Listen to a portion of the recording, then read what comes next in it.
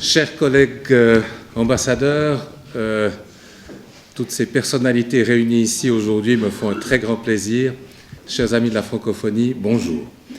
J'aimerais vous remercier beaucoup d'être venus pour cette conférence de presse dont l'idée est de présenter brièvement les différentes activités qui vont se produire durant ce mois de la francophonie. L'idée est que nous ayons une brève présentation des divers événements de ce mois, suivi de quelques questions-réponses, le tout se faisant ici en plénière en français.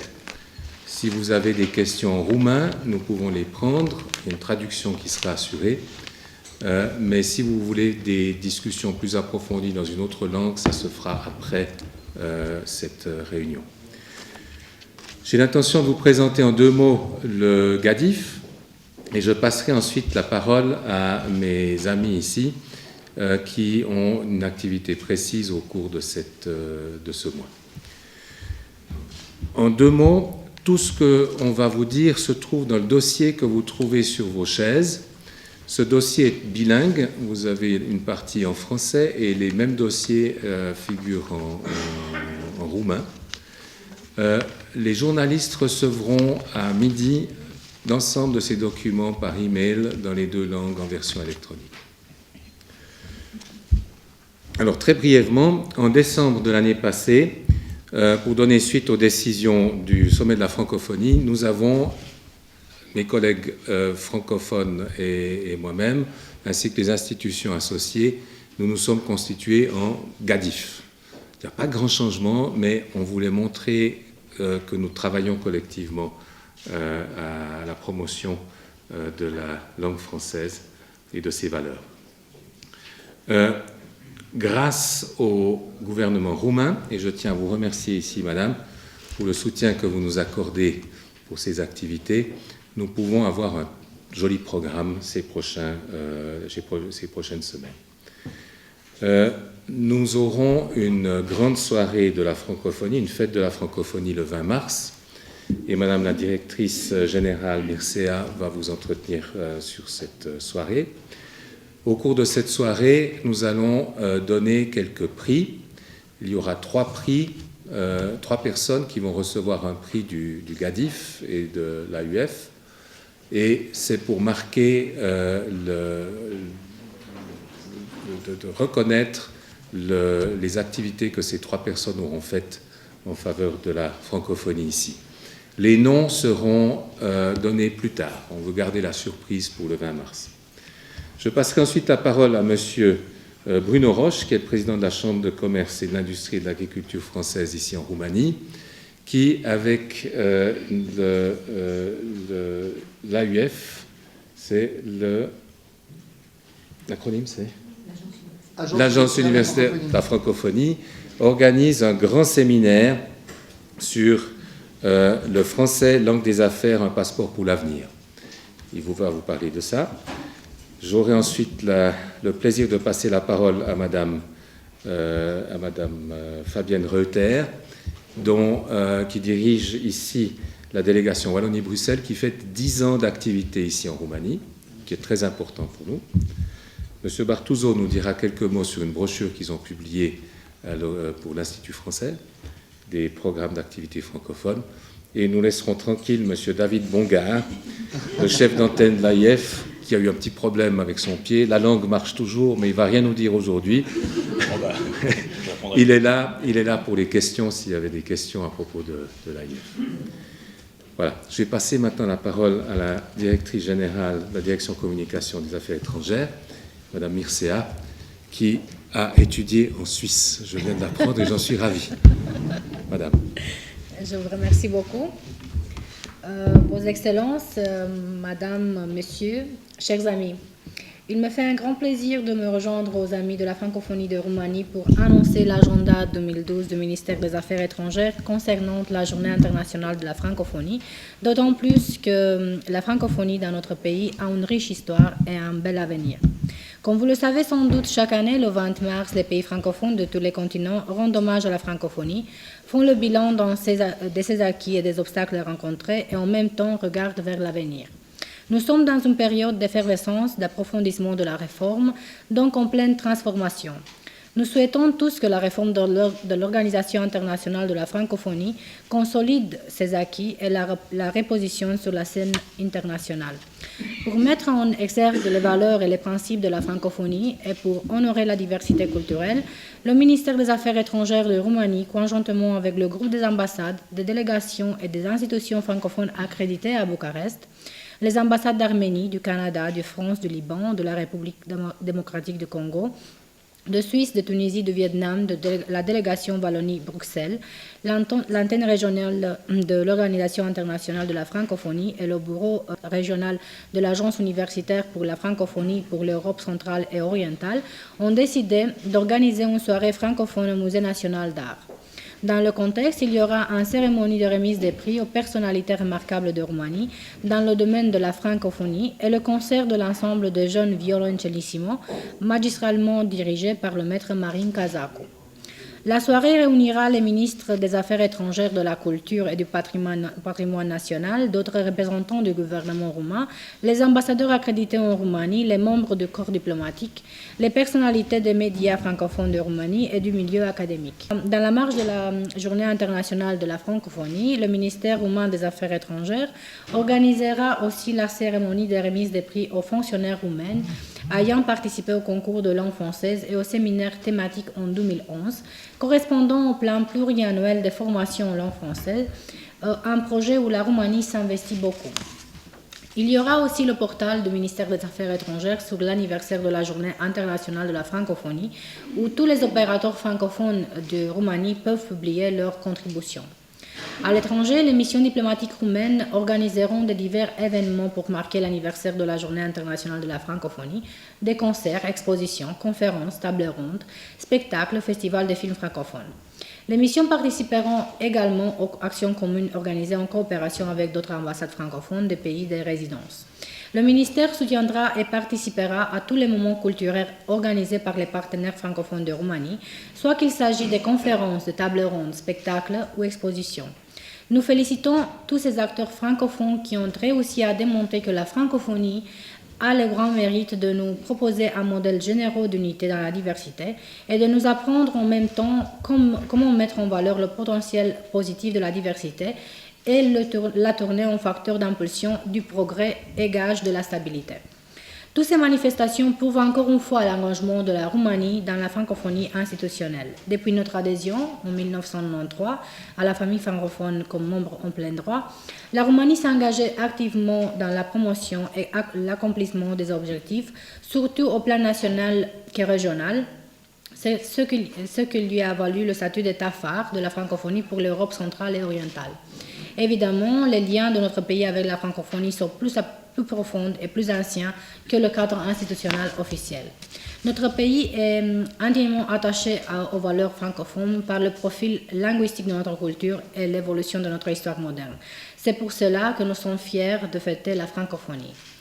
Il me reste l'agréable tâche de remercier chaleureusement ceux qui ont coopéré ou vont collaborer avec le ministère en vue de célébrer la Journée internationale de la francophonie.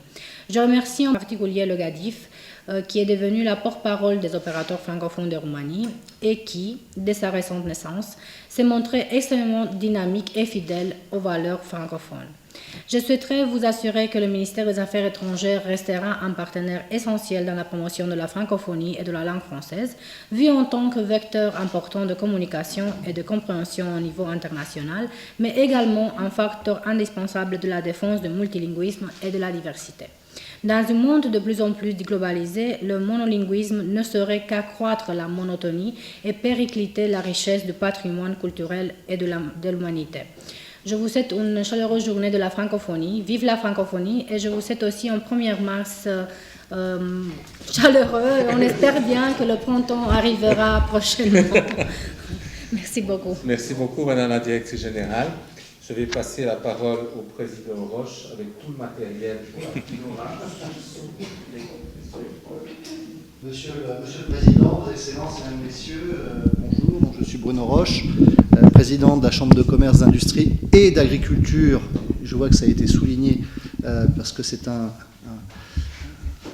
un axe important aussi de la Chambre de commerce, donc française en Roumanie. J'ai eu le plaisir d'avoir une commande du GADIF d'organiser un séminaire sur le français langue des affaires. Alors, quand on lit le libellé, le titre de ce séminaire, ça peut paraître un peu surprenant. L'idée de ce séminaire est venue du GADIF et nous sommes retrouvés avec son Excellence Jean-Hubert Lebé, à la résidence avec Abderrahmane Rida alors c'est l'Agence universitaire de la francophonie, qui lui aussi avait une commande de faire un séminaire sur le français, un passeport pour l'avenir. Donc on s'est dit, pourquoi pas ne faire qu'un seul événement.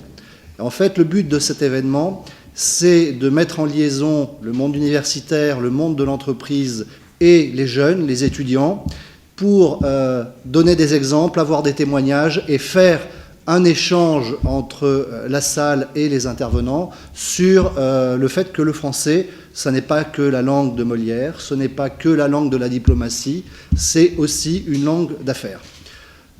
En allant un peu sur Google et en tapant français langue des affaires, on s'aperçoit dans une statistique qui a été faite il y a quelques années, l'anglais mis à part, le français est la deuxième langue des affaires la plus parlée au monde après le chinois.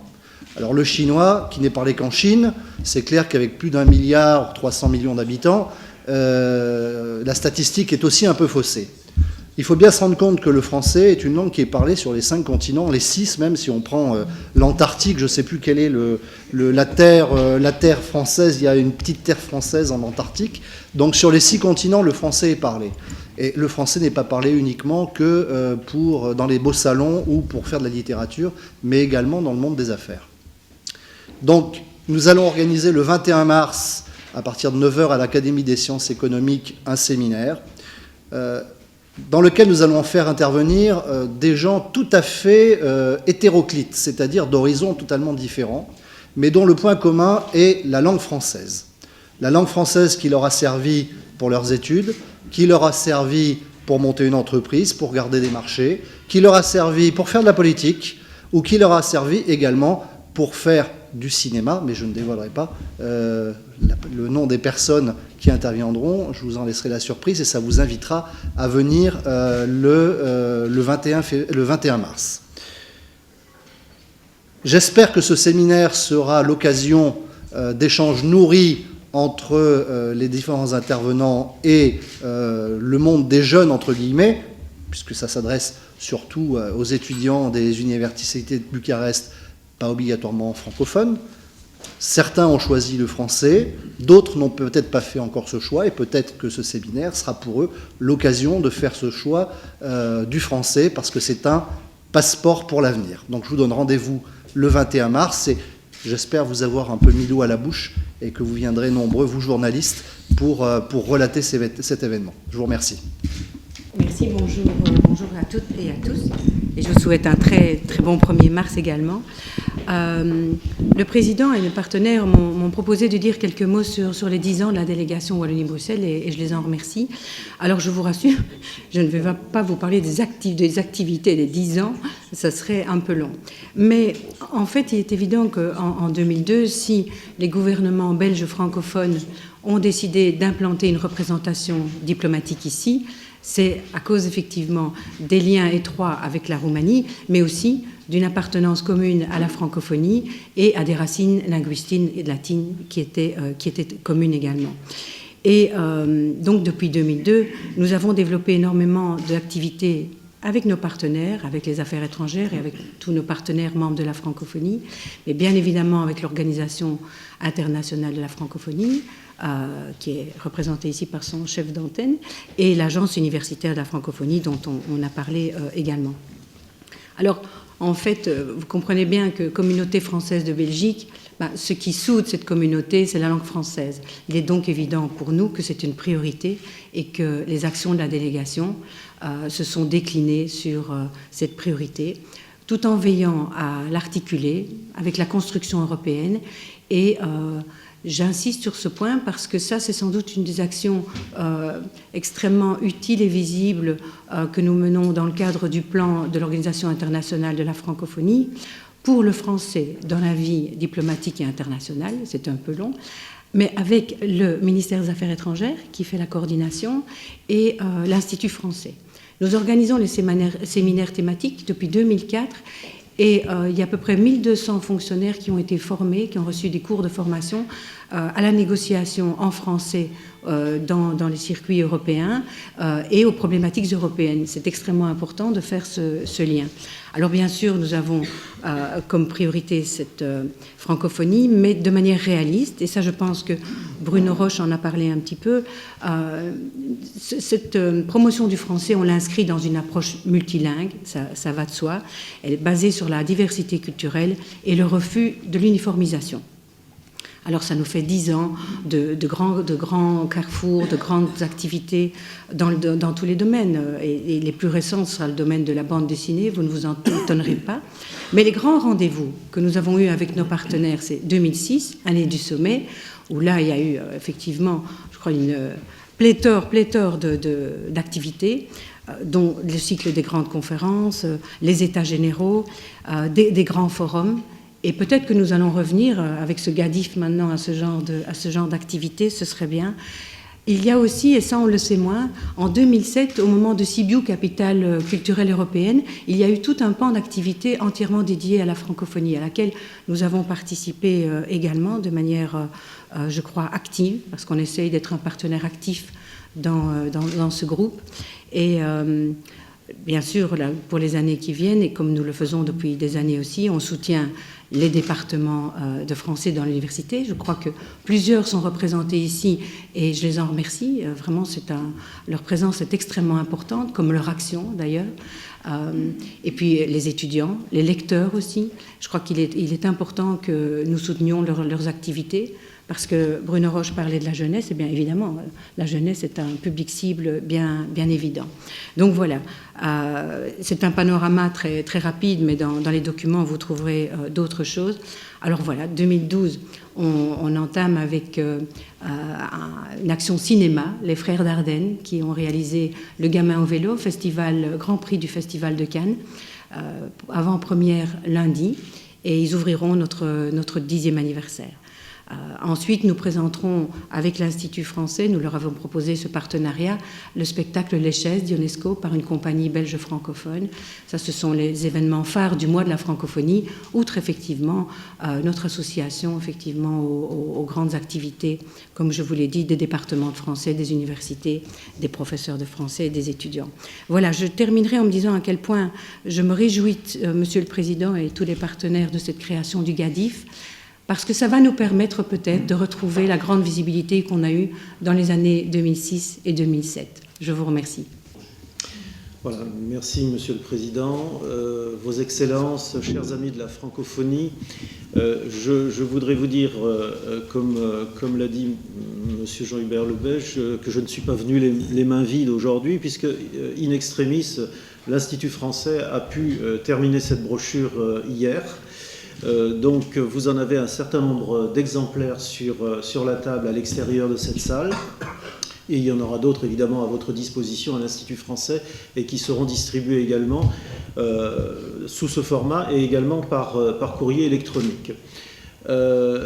Cette brochure donc est consacrée, c'est la brochure de l'Institut français pour mars-avril, mais elle est consacrée essentiellement au mois de la francophonie parce que, et je ne reviendrai pas sur tout ce qui a été dit, évidemment on a beaucoup insisté sur la soirée du 20 mars, sur la matinée du 21 mars consacrée quelque chose de très important, le français langue utile, le français langue des affaires, le français langue professionnelle.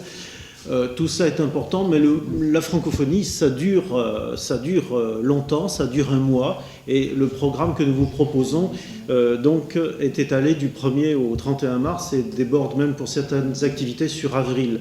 Alors, je voudrais, vous découvrirez tout dans la brochure, juste souligner à quel point la francophonie englobe des actions qui concernent à la fois l'éducatif et le culturel. Nous aurons un grand événement à l'Institut français dans la journée du 20 mars en coopération avec le ministère de l'Éducation, consacré avec une invitation d'inspecteurs et de professeurs de français, journée qui sera consacrée à la présentation d'un plan national de formation des enseignants de français et consacré aussi à une réflexion sur le renouvellement des pratiques pédagogiques et de l'enseignement du français dans le pays. Nous avons à côté de ces activités éducatives, je l'ai dit, des activités culturelles. Sont à l'honneur le livre, l'image, le spectacle vivant, la musique, le cinéma, la poésie. Par exemple, pour le cinéma, Madame Reuter a déjà parlé des Frères Dardenne, et moi je citerai le 19 mars l'ouverture du festival de cinéma Bieste et le 23 mars l'ouverture du festival du film francophone. Le théâtre également est à l'honneur. Vous avez parlé des chaises de UNESCO, et des spectacles à l'Institut français, des spectacles également à l'extérieur, au théâtre Yon Creanga, au théâtre Odéon, donc c'est les chaises de UNESCO, et puis un marché de la poésie également, et plusieurs concerts. Tous ces détails, avec les liens nécessaires pour retrouver cela sur les sites internet, sur les sites web, vous les trouverez dans la brochure. Je précise également que la francophonie, évidemment, ne se fête pas seulement à Bucarest, elle se fête également dans nos instituts régionaux à Cluj, Iași et Timișoara, ainsi que dans les alliances françaises de Brașov, Constanța, Pitești et Ploiești. Voilà, je vous remercie. J'aimerais, comme président, dire combien j'ai eu plaisir à travailler, ou plutôt à faire travailler mes partenaires, parce qu'il y a un travail énorme qui a été fait pour ce programme. Et pour arriver, par exemple, à ce logo du GADIF, qui est d'habitude quelque chose d'un peu difficile à réaliser, mais avec un logo, maintenant nous apparaissons collectivement tous ensemble sous le même drapeau. Je rappelle que vous avez tout dans ces dossiers, que vous avez aussi des liens électroniques. Monsieur Bongard, vous avez la parole. Oui, merci Monsieur le Président.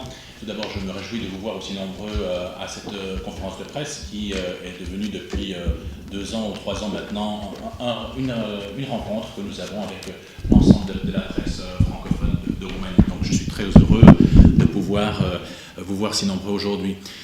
Tout simplement, je me réjouis également de l'engagement de tous les acteurs de la francophonie, qu'ils soient en Roumanie, la société civile, les universités, et également bien sûr les ambassades et représentations accréditées ici en Roumanie. Je voulais également rapidement mentionner, tout simplement parce que nous avons mis à disposition de l'ensemble des partenaires un site internet qui est www.20mars.francophonie.org, qui permet à tout un chacun qui a une activité que de la mettre en évidence. Donc je vous invite vraiment tous, toutes et tous, vu que bientôt on est le 8 mars, à inscrire tout simplement votre activité sur ce site internet. Voilà, donc je suis à votre disposition aujourd'hui, bien entendu, mais également pendant toute l'année, si vous avez des interrogations ou simplement un échange que vous souhaitez mener sur la francophonie, je suis à votre disposition. Merci.